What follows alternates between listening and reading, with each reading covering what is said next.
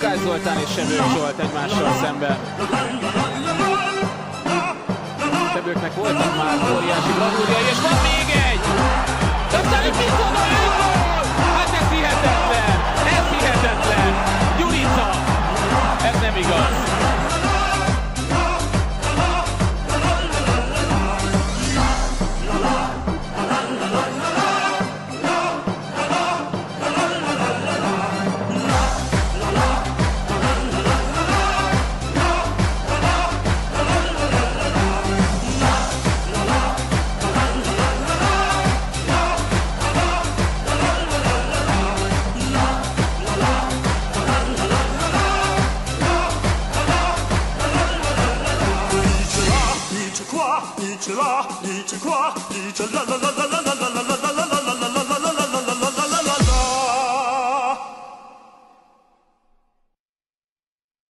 For anden gang skåede jo til 1-0. Og se om Hoffmann hugger den nu. Han har gået til den rigtige side begge gange indtil nu.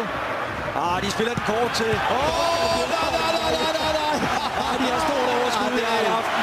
Brøndby, det er smart lavet det der, og så altså Morten Duncan, der får lov til at indøve finte.